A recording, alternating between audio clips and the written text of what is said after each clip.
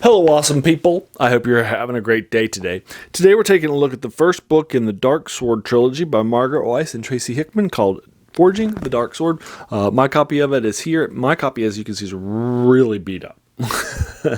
I've read this thing now twice. Finished it today. I knocked it out in 4 days. It's 391 pages long. I went to the Darksword trilogy after reading the 6 books by Margaret Weis and Tracy Hickman in the Forgotten Realms series. And as you can see back here, that's what they use to sell it. They say this is by the best-selling author of the Dragonlance Legends. They had 6 best-selling works there, and then they moved off to this trilogy. I finished this trilogy in one setting, back to back, because they were published very quickly together. Margaret Weis and Tracy Hickman were very quick publishers in the 80s and early 90s. And they would publish, probably 2, 3, 4 books a year at the beginning of their craft while they were still churning out books. And so, as you can tell, there's a lot of good things that are happening in this in their stuff, and they have a lot of best-selling works. Now, I've only read the Darksword trilogy once, and that was when I was in junior high, and since then I haven't touched the series until now. It's pretty interesting.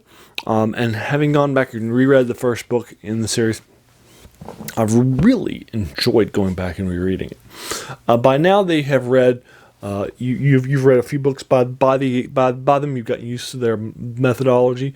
They're a tag team pair. They started off with Dragons of Autumn Twilight and that trilogy, and they not only had to learn what it was like to write themselves, but with each other, and had to learn each other's voice and what that was like, and the work ethic. By now, they are in a much better place, and I think the writing has improved. I also like this world a lot better than Krynn. Krynn is fine. There's nothing wrong with it, but it's pretty much a bog standard fantasy world.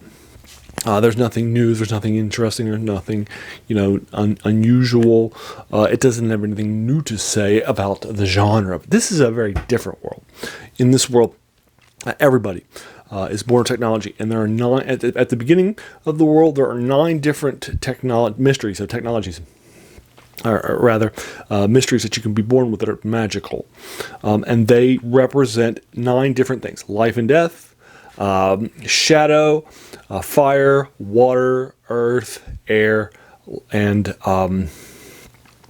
time and spirit. So the 9, if you will, elements each had their own genre of magicians that are born with it. Death is also technology. It's just the name for technology. So it's basically science, if you will. It has been. There was a dark time in the previous past called the Iron Wars. That this has taken place well after, during the dark times of the Iron Wars. Technologists, people who ruled the death magic genre, took over, launched some nasty, deadly wars with their weapons of technology, and they've been banished in the Iron Wars. 2 of these genres died out: time and spirit. So the Gone are necromancers for her spirit, the ability to talk to the dead, the ability to communicate with them, also the ability to predict the future, to build corridors that will transport you from one place to another, and so forth. Now, you'll find out early on in this world that everybody in this world came from a world where magic users were persecuted. They came through a portal where they were persecuted as witches and warlocks, which you will find out as in the world building of this world. So they basically came from a world that seems like it might be Earth or Earth-like, where technology rules, where magic exists, but it's in the peripheries. But now it's gone because they all left, if you will, after being persecuted. So it seems like that could be an Earth-like world, or Earth itself, that these people escaped. And so that's kind of where this sort of thing is. Now, each of these types, everybody's born with magic. In one of the magic, and many people can use most of these types of magic, but they're strong and experts in one particular thing. So, for example, everybody can fly, except for one group, the life people, because they are actually pretty weak, and they are the religious order. They walk on the ground because they're weak in magic and have very little, but they can pump up and amp up other people's magic. So they're batteries. So basically, in a world of magic users, the batteries are going to have all the power, right? Even though they're pretty weak magically, they can't do many things magically. They say they'll walk on the ground, for example. They still have a lot of the power. And you have various elements of magic that dominate. For example, there are the air magic, and there's still nobles and peasants and middle class, like merchants and that sort of thing, and cities and farmers. The farmers are earth magi, which are the most common type, that are using their earth magic to invest and to grow plants. They're called field magi. One of the rarest types are fire magic, which are the warriors of the society, and the air types are the manipulators of the weather of our society. They'll look at things like that. And the water types are the druids. They are the healers of our society, and the makers of water and those sorts of things. And all these things will shape magically furniture rather than through technology, like ourselves. So they'll magically shape a chair. They'll magically shape a house, right, out of a tree. They'll magically shape these sorts of things, and everything is made magically. People travel through the air, except for catalysts. So there's no need for traditional conveyances. They don't have wheels or pulleys or any of those sorts of things. Those are all evil aspects of technology that have been banished centuries ago after the Iron Wars. You'll also learn how things are in our society have come to be. And we have two key point characters who don't like each other that much, although they'll come to sort of an understanding later on. The first one that you'll meet is Saurion, and Saurion is a catalyst. He's a young guy. He is a mathematical wizard and a genius, and one of the most mathematically gifted people in a while, and he's a catalyst, and so he's in the power-dominant things, but he is attracted to knowledge. Early on, he'll break into these vaults of knowledge of the ninth technology and death, and he'll start reading their secrets. He'll get captured and he'll be punished, sort of, and then later. So that will happen, and then our other major character is the son of the emperor, who's born dead. He is alive, but he has no magic powers at all.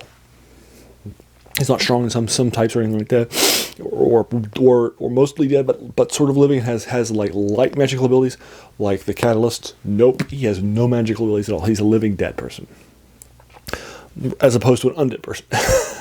But anyway, so he's also another major character too, and you'll follow Jorm's journey, as well as Saurion's journey, and the two meet early on, and they'll meet again throughout the 391-page novel. It took me about 10 minutes, 10 hours for me to read it. I read this knocking out in 4 days. I started the day before I was flying out. I knocked out 80 pages rather, that first day reading it. And then the next day I was flying, and so I got more time in on the airports and on the airlines. So I knocked out 120 pages on the second day. It took me up to 200 out of 391. The next day I read 107. And then today I finished the novel in a couple of hours of reading. And probably about 10 hours total for me to read the novel. So it's fine. I'm giving it a 7 out of 10. It's well fleshed out. It's better written. The world is better than Kryn. There's a better writing style. I think Margaret Weis and Tracy Hickman have figured out each other's voices better. There's nice phraseologies here and there. And so I'm giving this first book that kicks off the series a 7 out of 10. Now it's more of a 7, probably 0.4, 7.5. Now if you remember my Margaret Weis and Tracy Hickman reviews from previous stuff, you'll know that I gave 7s to all the first 3 books in the Adrenaline series, and then 6s to all the next 2 books in the Legends trilogy. So now I'm giving them 7 on this book. Going back and rereading it for the first time. My favorite book, but it's more like a 7.3 or a 7.4, then I'm just rounding it down. But this is the best book I've read from them. Going back and rereading them for the first time for a lot of these things since I've been an adult. And I, really enjoyed this a lot. I remember when I was a kid, a lot. This stuff really stuck with me. There were things in the Legends books that I forgot that happened when I went back for the first time since I was in junior high. This book I remembered quite well. It actually helped. This book retained itself better than some of the Dragonlance stuff. So I think that's to this book's credit and the world building that happens with it, and the nice scenery, and the relationship between two main point of view characters. But then that's kind of it. Again, I remember the second book was my favorite, so that'll be next. I'll start that tomorrow, and so that was my favorite book, and hopefully you'll get that in a week from now. Hopefully it'll take me another 4 or 5 days for me to knock it out, but we'll see. I was able to knock it out quickly because I was on vacation. But when I'm working on work days, I have less hours after I come home. So we'll see if I do it in 4 or 5 days. It might be more like 6. So we'll see. But again, the second book was my favorite because it has a war in it. That's pretty cool. And I enjoy the version of war that this world has. And so I really liked it a lot. So I enjoyed that for that second book. But there you are. That's the Darksword trilogy in the first book, Forging the Darksword. Have you read it? Let me know what you thought about it in the comments below. As a reminder, I keep these reviews spoiler-free. I only give you the world and the basic plot points. I didn't give you any basic spoilers about anything that happens. But if you are interested in talking about spoilers, please feel encouraged to talk to me about whatever you think in the comments below. I will be more than happy to engage you with it further. If you like this video, hey, why not hit that subscribe button? There's going to be a lot more of these to follow. And then finally, I want to thank you so much for taking some time out of your day and investing it and watching my video. We all have so many things that are happening in our lives, and we're pulled in so many different directions. So the fact that you spent this time with me is incredibly humbling, and I appreciate it. So thanks again, and have an amazing day.